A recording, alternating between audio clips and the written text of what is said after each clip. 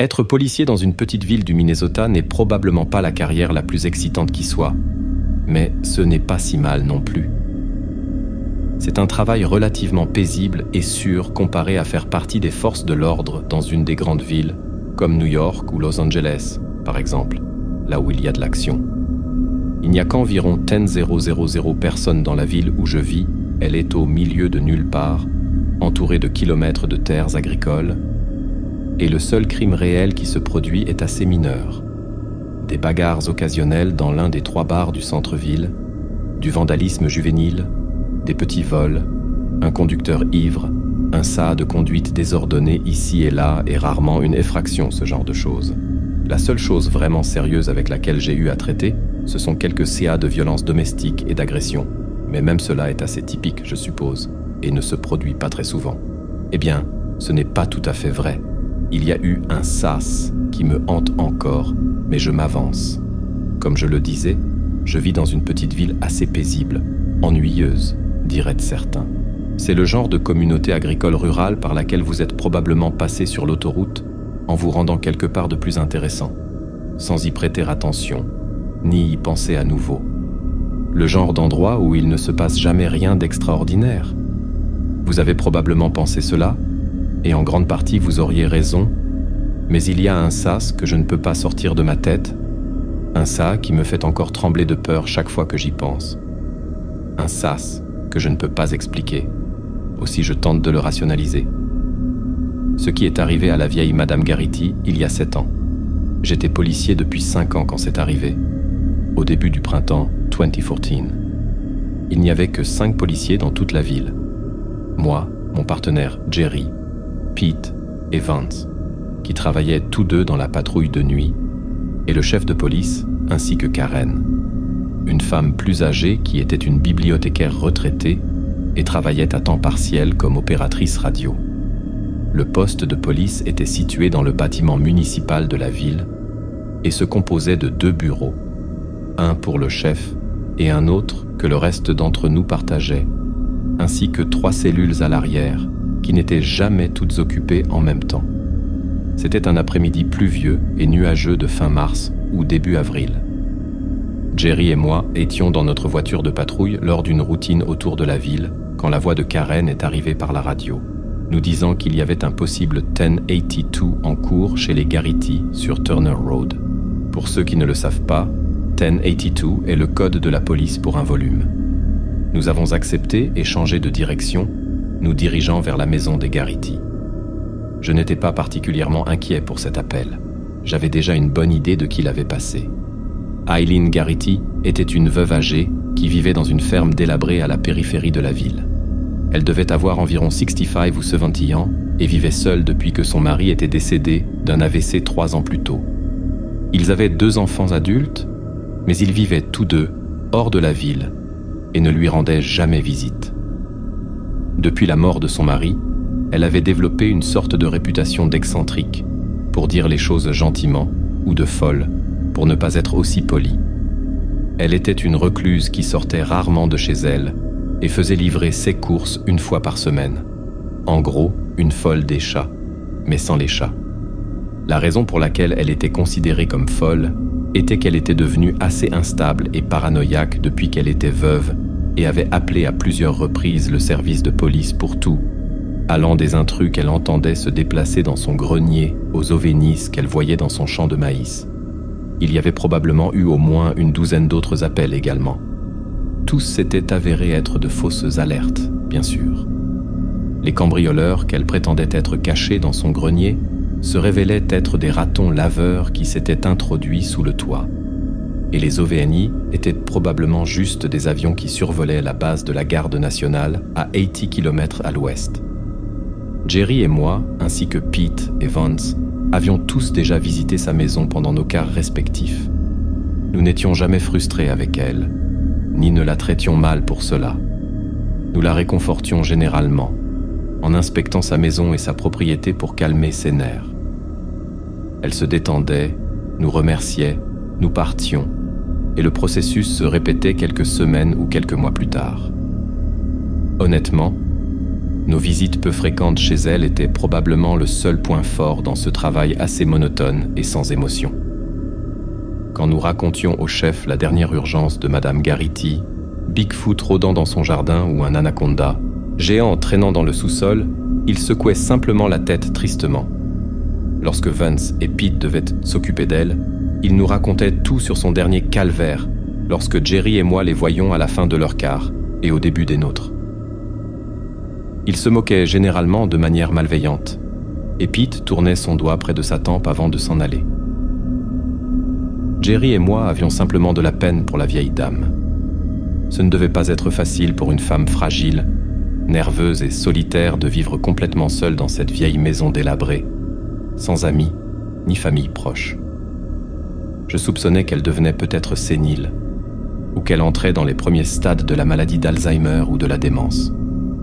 Nous nous inquiétions qu'elle vive là seule, à près d'1 kilomètre du voisin le plus proche. Si sa santé se détériorait soudainement, ou si elle avait un accident et ne pouvait pas appeler à l'aide, eh bien il n'y avait pas grand-chose que nous pouvions faire à ces sujets. Quelquefois, j'avais recherché les numéros de ses filles et de son fils, et essayé de les appeler à propos de la possibilité de la placer dans une maison de retraite ou dans une institution de santé mentale. Mais la seule fois où j'avais réussi à entrer en contact avec son fils, alors que je lui expliquais la situation de sa mère, il m'avait interrompu en disant qu'il était trop occupé à ces moments-là et qu'il me rappellerait. Puis, brusquement, il avait mis fin à l'appel. Il ne m'a jamais rappelé. Depuis, il semblait toujours être indisponible et n'ont jamais répondu à aucun des messages vocaux que je leur avais laissés. Ainsi, Jerry et moi avons pris Turner Road et avons conduit jusqu'à la maison de Madame Garrity par cette journée grise et pluvieuse de printemps, certain que la vieille dame exagérait encore une fois quelque chose de relativement mineur et que son imagination lui jouait des tours. Elle nous attendait dehors sur son porche lorsque nous sommes arrivés. Je n'oublierai jamais son apparence. Elle m'a surpris. Elle avait toujours été une femme maigre et fragile les autres fois où nous étions venus, mais nous ne l'avions probablement pas vue depuis quelques mois depuis sa dernière fausse alerte, et elle avait changé radicalement depuis. Maintenant, elle était squelettique, presque émaciée. Ses joues creuses et des cernes sombres entouraient ses yeux enfoncés et injectés de sang. Ses cheveux gris étaient emmêlés et ne semblaient pas avoir été lavés depuis des jours, peut-être des semaines, et la robe qu'elle portait était froissée et sale. Son apparence physique était déjà alarmante, mais il y avait aussi quelque chose dans la façon dont elle nous regardait, avec ses yeux sombres et vides, qui semblaient nous voir à travers nous et au-delà en même temps. Cela m'a rappelé de vieilles photos que j'avais vues de soldats américains au Vietnam. Ce regard vide et sans expression de quelqu'un qui avait traversé plus d'horreur qu'une personne ordinaire ne devrait en supporter. Jerry et moi avons échangé un regard de surprise, puis nous sommes sortis et avons approché la vieille dame. « Quel est le problème, Madame Garrity ?» a demandé Jerry gentiment, essayant de garder sa voix détendue. « Il y a quelque chose dans ma maison, » nous a-t-elle dit d'une voix plate et sans ton. Elle tremblait légèrement, une femme au bord de l'épuisement physique et mental total. La façon dont elle l'a dit, pas quelqu'un mais quelque chose, m'a fait lever un sourcil. « Eh bien, attendez ici et nous allons jeter un coup d'œil pour nous assurer que tout va bien, d'accord ?» ai-je dit, essayant de ne pas paraître trop condescendant. J'ai regardé Jerry et j'ai hoché la tête. Nous avons sorti nos armes et avons passé Madame Garrity, entrant prudemment dans la maison. Nous avons fait une vérification de routine du rez-de-chaussée avec nos armes levées, puis nous sommes montés à l'étage. Cela ne nous a pris que 5 minutes pour vérifier la maison. Nous l'avions fait tellement de fois avant que nous connaissions le plan par cœur. Il n'y avait aucun signe d'intrus, ni aucune preuve d'une effraction. Mais j'ai vu beaucoup d'autres choses qui m'ont profondément troublé. Pour commencer, l'endroit était un véritable chaos. La maison était déjà assez délabrée. Mais Madame Garrity avait encore de la fierté à la garder propre, et elle avait toujours été impeccable lors de nos précédentes visites. Maintenant, des assiettes sales étaient empilées dans l'évier de la cuisine, les comptoirs étaient sales, et des ordures et des vêtements sales couvraient les sols. J'ai aussi remarqué que l'oreiller et les couvertures de Madame Garrity étaient éparpillés sur le canapé du salon. La surface de la table basse devant lui était encombrée de tasses de café à moitié pleines, de contenants de nourriture ouverts, d'une Bible et d'un chapelet. On aurait dit qu'elle avait mangé et dormi dans le salon depuis un certain temps. Lorsque nous sommes montés à l'étage, effectivement, le lit de la chambre de Madame Garrity était défait, et la chambre elle-même semblait avoir été vide pendant un certain temps. Il y avait aussi quelque chose dans le salon qui m'a vraiment alarmé. Dans un coin était appuyé un vieux fusil à double canon qui appartenait probablement à son défunt mari. Jerry l'a pris, l'a ouvert et a trouvé 2 cartouches usagées dans la chambre. Il en a retiré une et l'a sentie, puis m'a dit que l'arme avait été tirée très récemment. Nous avons également découvert quelque chose de plus bizarre. Tous les miroirs de la maison de Madame Garrity étaient brisés et toutes les portes des placards étaient clouées. Celui du couloir d'entrée au rez-de-chaussée avait un grand trou au centre, avec de petits trous autour du bois éclaté. Nous n'avions pas besoin d'être Sherlock Holmes pour déduire que Madame Garrity avait tiré avec le fusil de son mari sur cette porte. Mais pourquoi? Que diable s'était-il passé ici? Jerry m'a lancé un regard perplexe et interrogateur.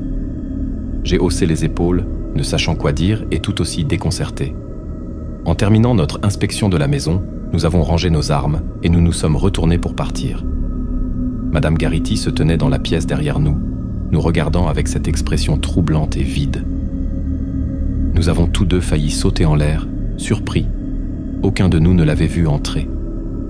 Jerry a repris ses esprits et lui a souri avec un faux sourire rassurant. Eh bien, nous n'avons vu aucun signe de lui, Madame Garrity. Il a dû s'échapper par l'arrière.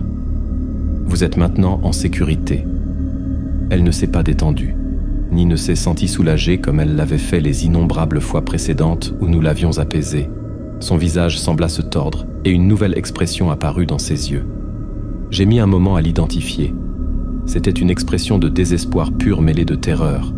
« Non », dit-elle avec cette même voix étrange et monotone, « je ne suis pas en sécurité. Il est toujours là, caché. C'est pourquoi vous ne l'avez pas trouvé. Et après que vous soyez parti, il reviendra pour moi. » Puis elle a commencé à trembler. Elle s'est mise à pleurer de désespoir total, éclatant en sanglots hystériques qui secouaient tout son corps.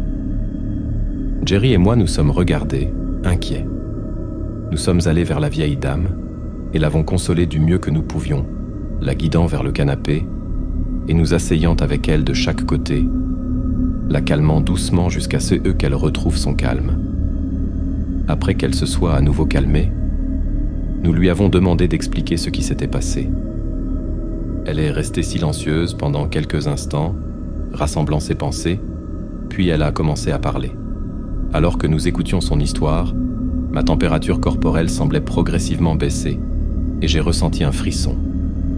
À plusieurs reprises, j'ai croisé le regard de Jerry et son expression était le reflet de la mienne, incrédulité et peur. « Ça a commencé il y a environ 1 mois », commença-t-elle. « C'est à ce moment-là que j'ai entendu pour la première fois le grattement à la porte de mon placard. Un grattement doux, lent et régulier qui semblait provenir de l'intérieur de mon placard la nuit. Au début, j'ai pensé que c'était probablement une souris ou un autre petit animal, sauf que le grattement semblait venir de trop haut pour être le fait d'une souris.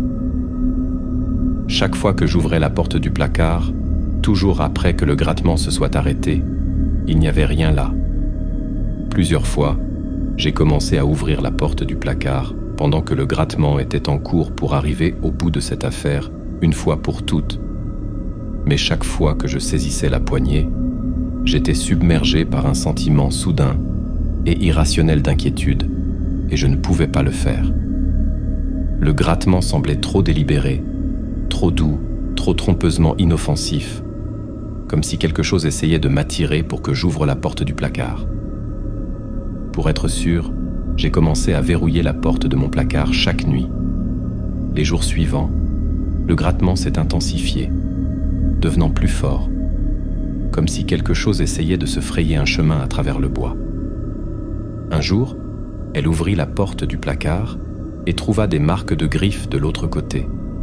Des marques de griffes à presque 2 mètres du sol, des marques de griffes qui semblaient avoir été faites par des ongles.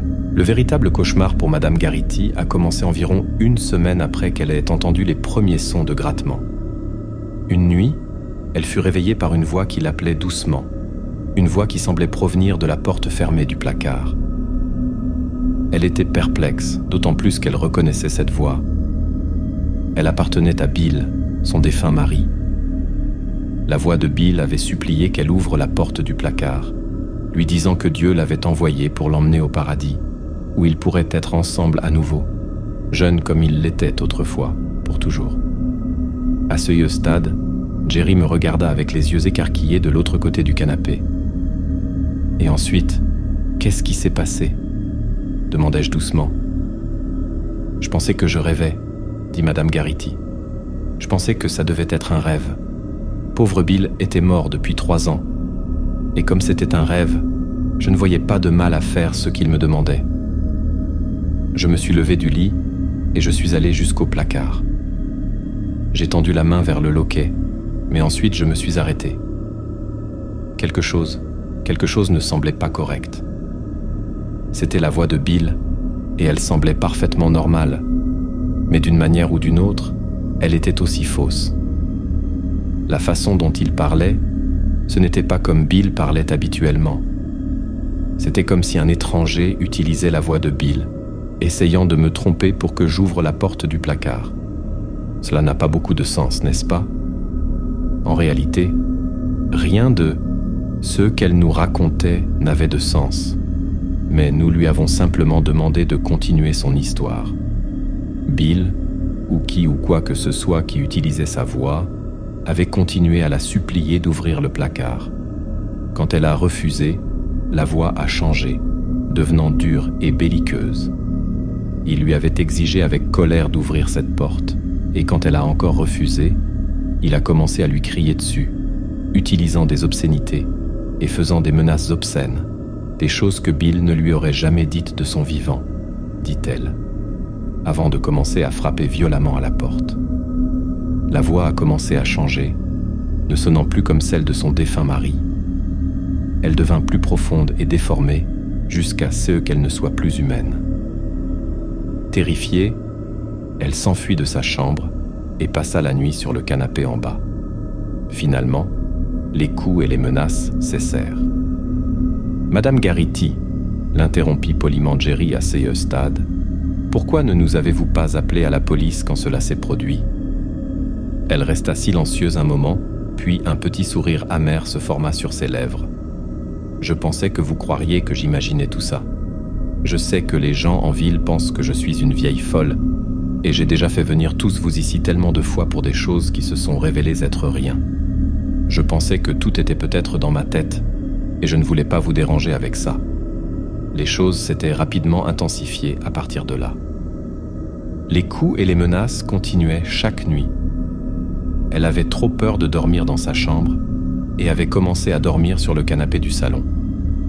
Puis, une nuit, les coups commencèrent non seulement à la porte du placard de sa chambre, mais à toutes les portes des placards de la maison, toutes en même temps, comme s'il y avait des gens dans chacun d'eux essayant de sortir en même temps, nous dit-elle. Mais c'était la même voix dans tous les placards, la même voix horrible.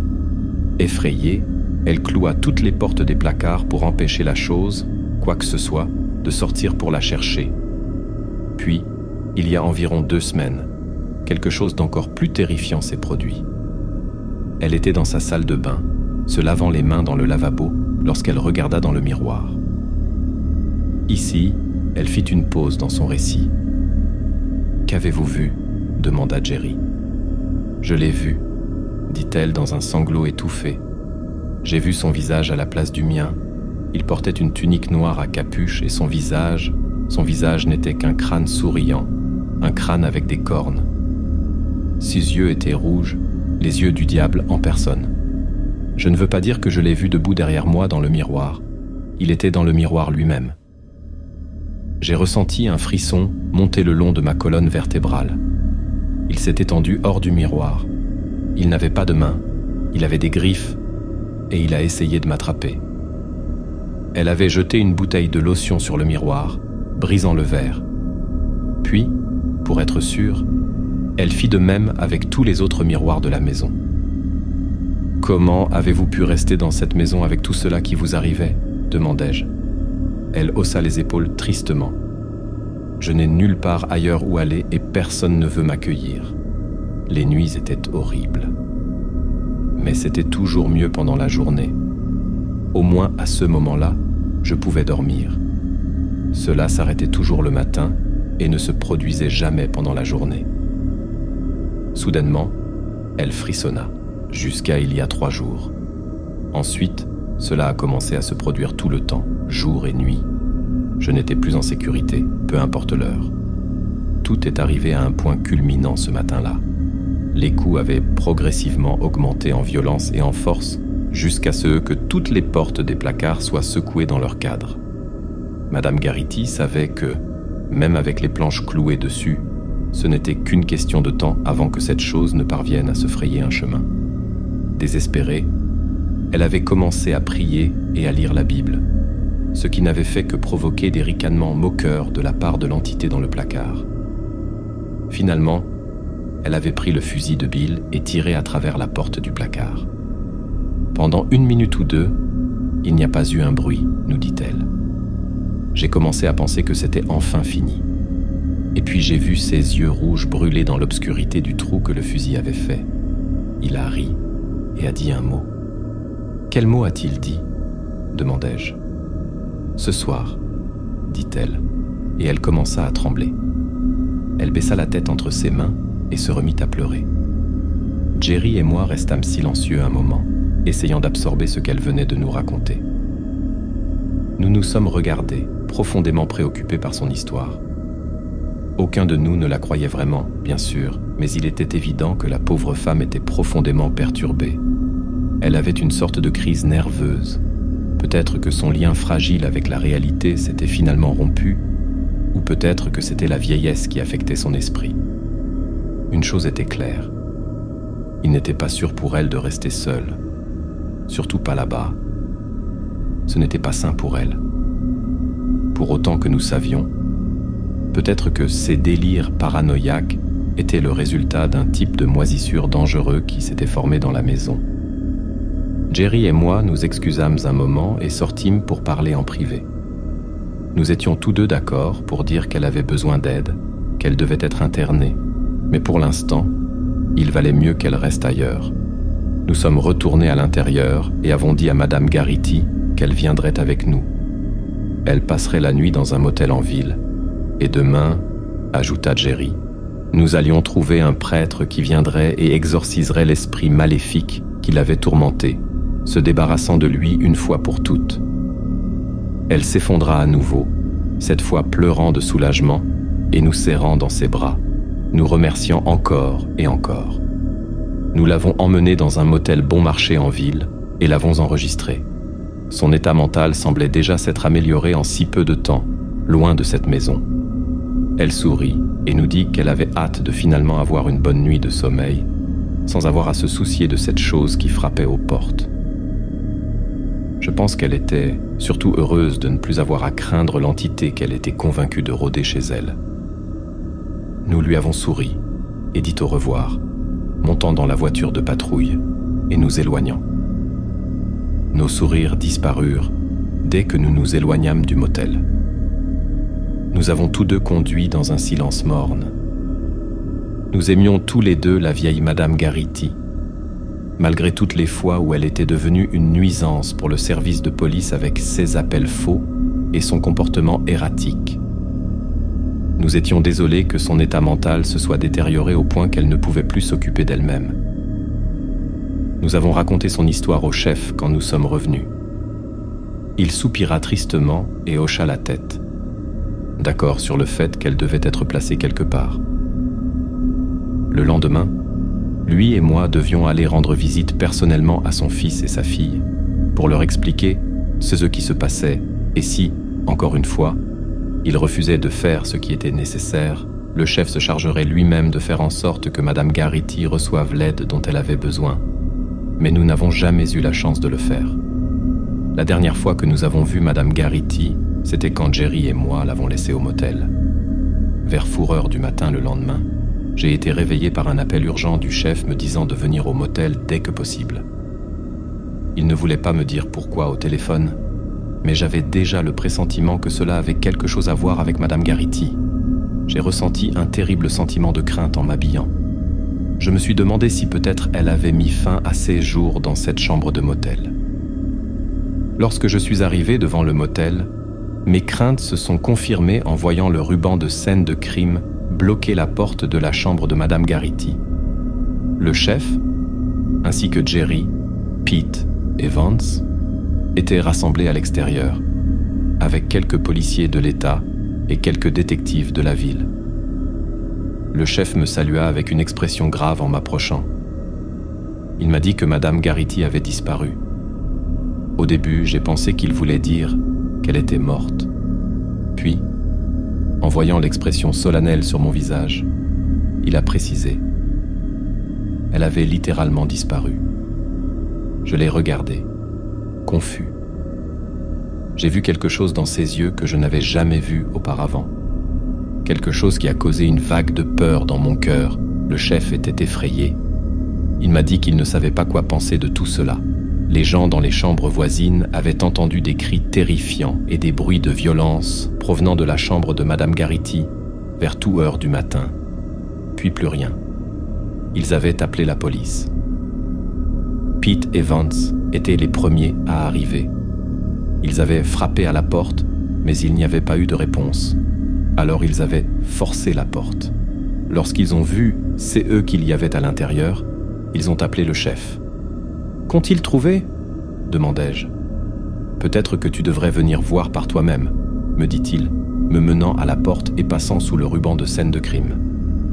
Il m'expliqua qu'il n'y avait aucun signe d'effraction et que la porte et les fenêtres de la chambre du motel étaient toujours verrouillées de l'intérieur lorsque Pete et Vance étaient arrivés. J'ai regardé autour de moi, sentant un frisson parcourir mon corps.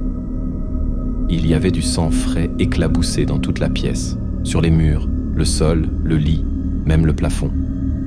Les draps tachés de sang avaient été arrachés du matelas, comme si quelqu'un avait désespérément essayé de s'y accrocher pendant qu'on l'arrachait du lit. Il y avait 10 traces très fines de sang sur le tapis qui s'éloignait du lit. 10 traces fines de sang qui avaient été faites par 10 doigts, désespérés et terrifiés, griffant pour s'accrocher tandis que leur propriétaire était traîné. J'ai suivi les marques de doigts ensanglantées à travers le sol, m'éloignant du lit, jusqu'à l'endroit où elles se terminaient dans l'armoire. Je les ai regardées, puis j'ai regardé le chef. Il m'a regardé en retour, son visage dur et impassible, mais je pouvais voir la peur dans ses yeux. Je me suis approché de l'armoire. La porte était ouverte. Je suis resté là, regardant pendant un certain temps. L'armoire était vide, complètement vide. Il n'y avait même pas de sang sur le sol. Ils n'ont jamais retrouvé Madame Garrity. Je vous ai dit dans mon dernier message que l'affaire de Madame Garrity était la chose la plus effrayante qui me soit arrivée et qu'à part cela, rien d'extraordinaire ne s'était produit au cours d'une carrière en grande partie monotone et plutôt ennuyeuse. En appliquant la loi dans une petite ville rurale au milieu de nulle part, dont vous n'avez probablement jamais entendu parler, eh bien, jusqu'à il y a une semaine, c'était en grande partie vrai. Mais, à la lumière des circonstances récentes, je pense que j'ai une nouvelle histoire que je dois partager avec vous. Mais d'abord, je dois revenir un peu en arrière et vous parler de quelque chose qui s'est passé il y a environ 3 ans. C'était quelque chose d'étrange, mais à l'époque, cela ne semblait pas suffisamment important pour être mentionné. Les policiers s'habituent à traiter avec toutes sortes de gens bizarres, des gens qui signalent de faux crimes et des choses comme ça, avouant des meurtres qu'ils n'ont pas commis, etc. Je suis sûr que les services de police dans les grandes villes doivent gérer ce genre de bêtises tout le temps, mais même les services des petites villes y sont confrontés de temps en temps. Je crois que c'était à la fin de juin ou au début de juillet 2019. J'étais de garde la nuit à ce moment-là. Je travaillais normalement de jour, mais je couvrais pour Vance, car il allait se faire enlever l'appendice. Joe, un jeune recrue que nous avions embauché l'année précédente, faisait la patrouille de jour avec mon partenaire Jerry. C'était un début de soirée d'été, et j'étais dans le bureau en train de discuter avec le chef et Pete, me préparant à commencer mon quart, quand une femme est apparue au poste de police. Nous surprenant.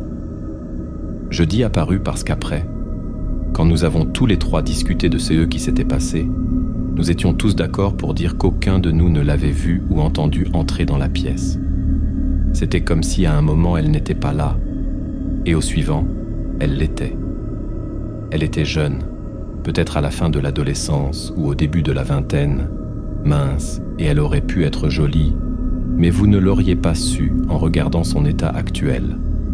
Pour une chose, elle était trempée, absolument trempée de la tête aux pieds. Ses cheveux dégoulinants étaient emmêlés et désordonnés autour de son visage, et sa robe, que j'ai remarqué semblait vintage, était saturée. Elle haletait, complètement essoufflée, comme si elle venait de courir 1 kilomètre, et ses yeux étaient frénétiques et écarquillés de peur.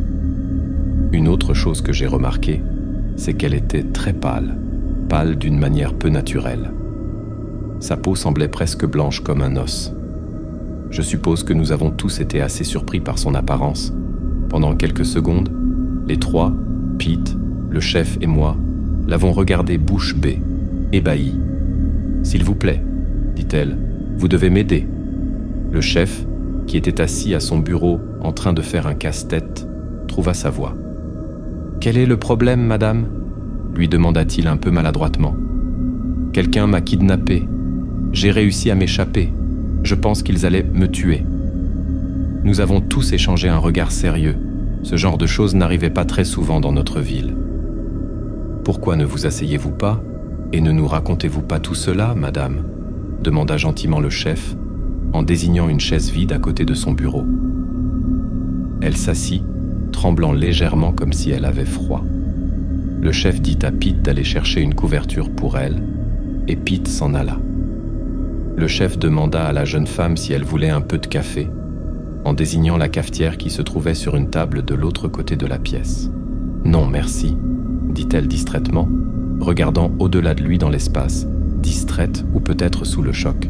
« Quel est votre nom, mademoiselle ?» demanda le chef. « Shirley », dit la jeune femme. « Shirley Ann McDougall. » Le chef sortit un formulaire de rapport de police de son tiroir et nota cela. Pete revint au bureau avec une couverture, qu'il offrit à Shirley Ann McDougall. Elle le remercia et s'enroula dedans avec gratitude, mais continua de trembler pendant toute l'entrevue, comme si son corps ne pouvait pas se réchauffer à nouveau. « Quel âge avez-vous, mademoiselle McDougall ?»« 19. » Il nota cela. « Où habitez-vous ?»« Ici même en ville. »« Et depuis combien de temps y habitez-vous ?»« Depuis toujours. » À ce moment-là, le chef fronça un peu les sourcils. Il lança un regard interrogateur à Pete, qui haussa les épaules, puis à moi. Je secouai la tête. Je pouvais voir ce qui inquiétait le chef. Quand vous êtes policier dans une petite ville depuis assez longtemps, vous finissez par connaître la plupart des gens qui vivent dans votre juridiction. J'étais policier depuis 10 ans à l'époque. Pete, qui était plus âgé que moi, depuis près de 20 ans, et le chef, qui était plus âgé que nous deux, depuis près de 40 ans. Et pourtant, aucun de nous n'avait jamais vu cette femme qui prétendait avoir vécu ici toute sa vie, ni même entendu parler d'elle avant cette nuit. « Quelle est votre adresse, mademoiselle McDougall ?» demanda le chef. « Je vis avec mes parents dans leur appartement au-dessus de la quincaillerie qu'ils possèdent, la quincaillerie McDougall sur Main Street. » C'est alors que j'ai su que quelque chose n'allait vraiment pas avec tout ça.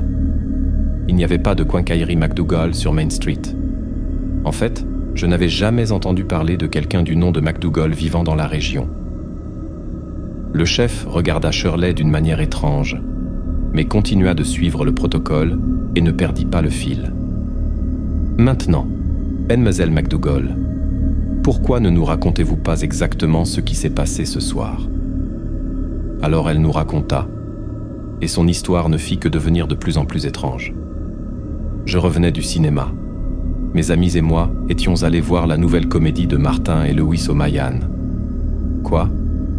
Pete l'interrompit à ce moment-là, levant la main. Désolé, vous avez dit que vous étiez allé au Mayan ? Oui, voir Martin et Lewis. Martin et qui ? Vous savez, Dean Martin et Jerry Lewis. Nous sommes allés voir leur nouveau film, Partenaire, qui est sorti la semaine dernière. Pete me regarda. L'expression sur son visage était un mélange de confusion et de stupeur. Il articula les mots « Que diable se passe-t-il » Shirley continua malgré tout.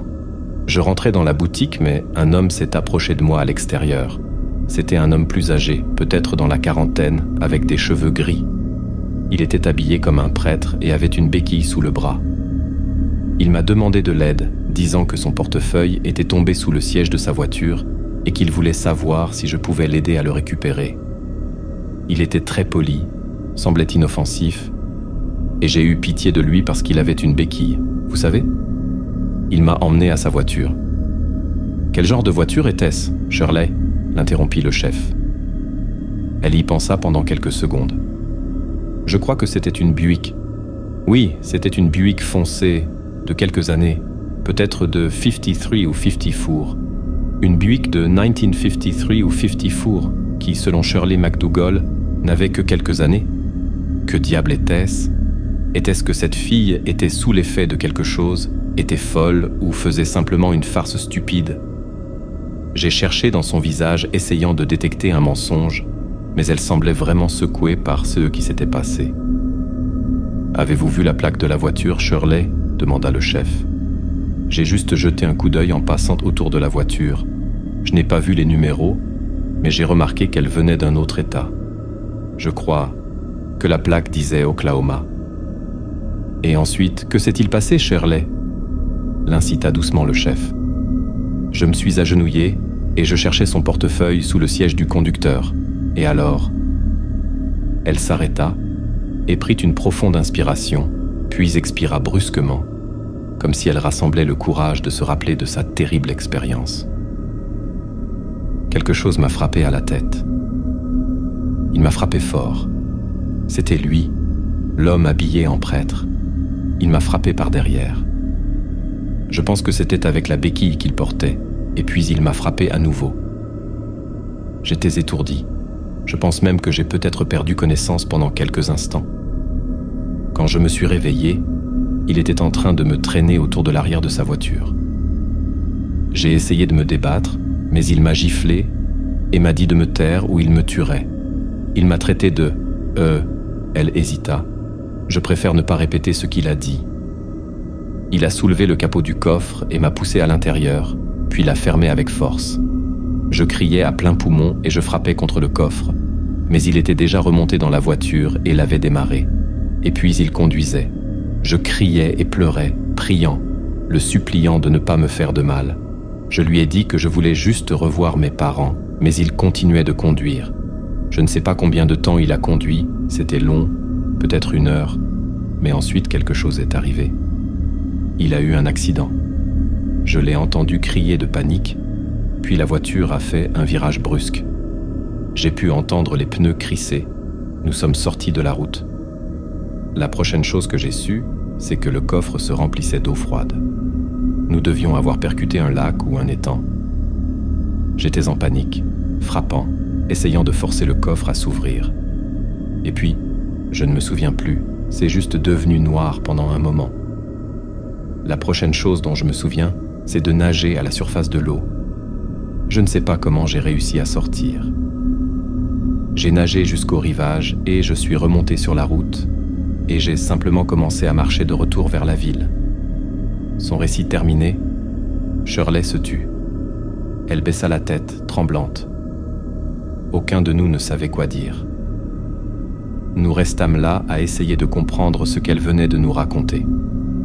Je regardais Pete, puis le chef. Le chef me regarda en retour avec une expression perturbée. « Puis-je utiliser le téléphone ?» demanda Shirley, levant les yeux. « Je veux appeler mes parents pour leur dire que je vais bien. »« Bien sûr, Shirley, donnez-nous juste 1 minute. Nous voulons diffuser la description de ces types à la radio. Lancez une alerte pour pouvoir attraper ces salauds, dit le chef, se levant et nous faisant signe à Pete et moi de le suivre. Il nous fit sortir du bureau et ferma la porte. « Que diable est-elle en train de dire, chef ?» demanda Pete.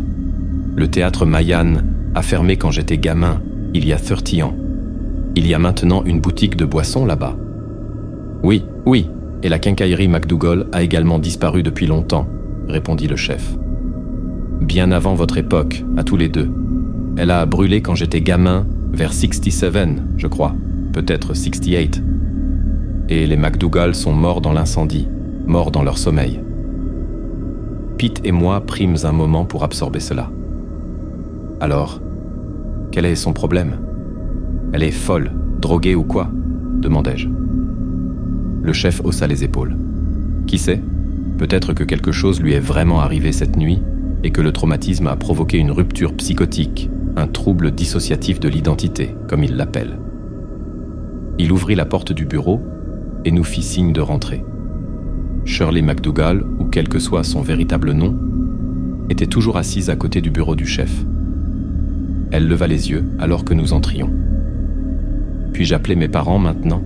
demanda-t-elle avec insistance, alors que le chef se rasseyait. « Ils doivent être très inquiets pour moi. »« Shirley, » dit le chef, la regardant pensivement. « Qui est le président actuel des États-Unis ?» Elle cligna des yeux, surprise. « Dwight Eisenhower ? Qu'est-ce que cela a à voir avec quoi que ce soit ?» Le chef la regarda pendant ce qui sembla être un long moment. « Shirley, » lui demanda-t-il doucement, « savez-vous en quelle année nous sommes ?» Elle lui lança un regard perplexe. « Pardon, en quelle année sommes-nous ?»« 1956. Pourquoi me demandez-vous cela ?»« Non, Shirley, » dit-il gentiment, la regardant avec compassion. « Nous sommes en 2019. 1956, c'était il y a 63 ans. » Elle le regarda, confuse. « 2019, de quoi parlez-vous? Êtes-vous fou? Regardez le calendrier derrière moi, Shirley, » dit-il en désignant le tableau d'affichage sur le mur derrière lui. Le regardant avec méfiance, Shirley se leva et s'approcha du calendrier. Elle resta debout directement en face de lui, le regardant pendant un certain temps, puis recula, les yeux écarquillés d'incrédulité. « Non, non, c'est un genre de tour. Ça doit l'être, » balbutia-t-elle, terrifiée et confuse. « Shirley, » dit le chef en désignant l'ordinateur sur son bureau, « avez-vous déjà vu un de ces appareils ?» Mais Shirley l'ignora. Son attention s'était portée sur une grande carte des États-Unis sur le mur opposé. Elle s'en approcha, l'étudiant intensément. « Hawaï et l'Alaska », murmura-t-elle tout bas pour elle-même. Elle se déplaça vers la fenêtre et regarda dehors vers le parking. « Les voitures », dit-elle, sa voix augmentant de panique. « Qu'est-ce qui ne va pas avec les voitures?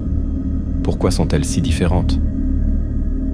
Nous restâmes près du bureau du chef, la regardant simplement, abasourdis, ne sachant pas comment réagir.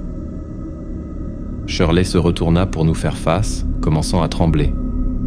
Elle tomba à genoux, serrant son abdomen, respirant lourdement, comme si elle était en train d'hyperventiler. « Je crois que je vais vomir, » dit-elle dans un faible murmure étouffé. « S'il vous plaît, montrez-moi où se trouve la salle de bain des dames. Je vais vomir. » Pete regarda le chef, qui hocha la tête avec un visage sérieux. Pete aida Shirley à se lever et l'accompagna hors du bureau. Il jeta un coup d'œil en arrière et le chef lui fit un geste. « Garde un œil sur elle. » Pete hocha la tête, puis ils disparurent de notre vue. Il y eut un long moment de silence inconfortable, avec le chef assis à son bureau, jouant distraitement avec une pièce de son casse-tête, et moi debout, essayant tous les deux de comprendre ce qui venait de se passer. Toute l'interaction, depuis le moment où la femme trempée était entrée dans le poste de police, jusqu'au moment où Pete l'avait emmenée aux toilettes, n'avait pas duré plus de 20 minutes. Finalement, je brisai le silence, forçant un rire nerveux pour tenter d'alléger l'atmosphère. « Soirée étrange, hein ?» dis-je au chef. Il ne fit que grogner en réponse, semblant absorbé par quelque chose. « Alors, qui devons-nous appeler, la police d'État ou l'hôpital ?» demandai-je. Il ne me répondit pas, toujours perdu dans ses pensées, regardant fixement devant lui. « Qu'est-ce qui vous tracasse, chef ?» Quelque chose m'a frappé il y a quelques minutes, juste au moment où Pete et elle partaient. Il me regarda, préoccupé. 1956, c'était 2 ans avant ma naissance, mais la Queen Kyrie McDougal était toujours dans la ville jusqu'à CE que j'ai 9 ans. Mes parents faisaient des affaires avec les McDougal. Je me souviens de quelque chose de quand j'étais gamin, en entendant mes parents parler. Quelque chose à propos des McDougal ayant une fille qui a disparu dans des circonstances mystérieuses. Je le regardais. « Allez, chef, vous n'êtes pas en train de me dire que vous croyez vraiment à cela, n'est-ce pas ? Ce ne serait pas la première fois que quelque chose d'étrange se passe dans cette ville, dit-il, me lançant un regard significatif. Je pense que vous savez de quoi je parle. » Je ne répondis pas, mais je savais de quoi il parlait. Dans mon esprit, je vis des images que je préférerais ne pas me rappeler. Une chambre de motel éclaboussée de sang, des draps arrachés du lit, des marques de griffes ensanglantées sur le tapis qui se terminaient brusquement dans une armoire vide. Je frissonnais en m'en souvenant. Et puis, soudainement, il y eut du grabuge dans le couloir. Pete criait pour que nous venions tous les deux rapidement. « Qu'est-ce qui se passe maintenant ?» murmurai-je en sortant du bureau. Pete se tenait dans le couloir, juste devant la salle de bain des dames. Il avait l'air bouleversé. « Elle est partie », dit-il alors que nous nous approchions. « Que diable voulez-vous dire par « elle est partie » exigea le chef. « Regardez par vous-même », répondit Pete en poussant la porte de la salle de bain. Nous regardâmes à l'intérieur. Toutes les cabines étaient ouvertes, vides. Le chef se tourna vers Pete. « Eh bien, où diable est-elle allée ? Je pensais que tu la surveillais. »« Chef, je suis resté ici dehors tout le temps, je le jure, » insista Pete, semblant anxieux et effrayé. Il murmura quelque chose pour lui-même, quelque chose que je ne pus entendre. Je lui demandai de répéter. Il me regarda. Je n'avais jamais vu Pete aussi effrayé de toute ma vie. J'ai dit qu'elle était froide. Quand je l'aidais à se lever pour aller aux toilettes, ma main a touché son bras. Elle était si froide, c'était comme toucher la peau d'un cadavre. Le chef me regarda avec une expression grave que je partageais, ressentant une boule de peur dans mon estomac. Cela ressemblait beaucoup trop à ce qui s'était passé en 2014. Le chef et moi entrâmes dans la salle de bain des dames et regardâmes autour de nous. Il n'y avait pas grand-chose à voir et aucun endroit évident pour se cacher. 3 cabines vides et un lavabo. Il y avait une petite fenêtre juste au-dessus du lavabo. Je m'en approchai, sûr de la trouver fermée, mais le loquet était déverrouillé.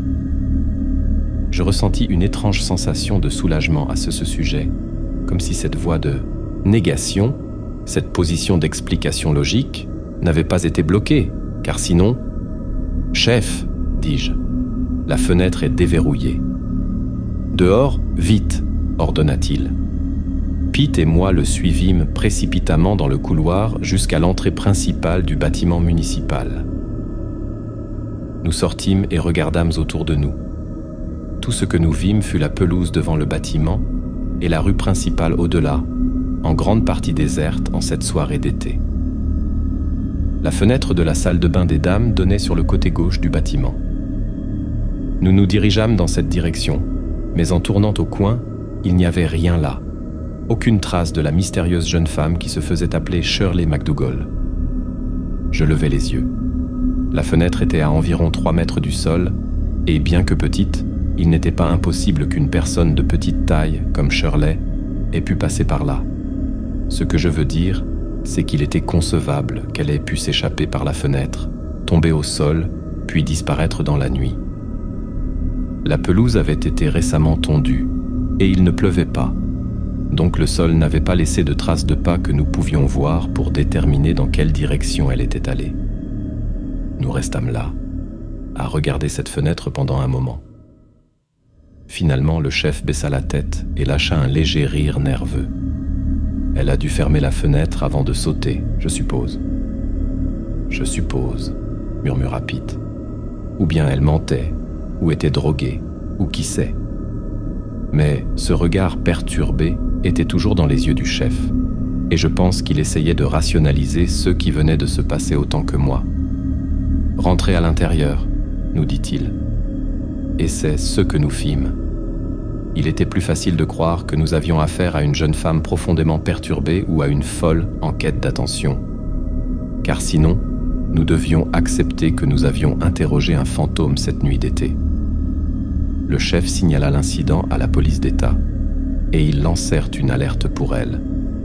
Mais rien ne fut jamais découvert à son sujet, et nous ne revîmes jamais, ni n'entendîmes jamais parler de Shirley MacDougall. J'ai fait quelques recherches pendant mon temps libre, juste par curiosité, ou c'est eux que je me disais, en cherchant en ligne et en consultant de vieux journaux et registres de la ville. Il y avait vraiment une jeune femme nommée Shirley Ann MacDougall, la fille de 19 ans de Wilbur et Harriet MacDougall, les propriétaires de la quincaillerie MacDougall, et elle avait vraiment disparu une nuit au début d'août 1956 pour ne plus jamais être revue ou entendue. Mais, pour autant que je sache, la folle avec laquelle nous avions affaire aurait pu connaître l'affaire et incorporer les détails dans son délire. Il n'y avait pas de photos, si vous vous demandez. J'ai cherché, mais je n'ai rien trouvé dans les journaux. J'ai même essayé de localiser un parent survivant de Shirley, mais je n'ai pas réussi. Plus de 60 ans s'étaient écoulés, et toutes les photos de famille avaient probablement été détruites dans l'incendie qui avait tué ses parents. Je me suis forcé à l'oublier. J'étais policier, et il y avait des affaires plus urgentes à traiter. Finalement, j'ai oublié toute cette étrange rencontre avec Shirley MacDougall. Puis, la semaine dernière, je me rendis à la station pour commencer mon quart habituel. Le chef me fit signe d'entrer dans son bureau, son visage pâle et grave. Il ne dit rien, se contentant de pointer le journal sur son bureau. Je le pris et regardai le titre. Un lac révèle un sombre secret après 66 ans. Dans une ville voisine, un homme en bateau testait son nouveau sonar de détection de poissons et avait accidentellement trouvé une vieille voiture au fond du lac, à 6 mètres de profondeur. Il alla voir la police et ils remontèrent la voiture à la surface. Une vieille Buick en ruine, rouillée, qui avait autrefois été une Buick de 1953.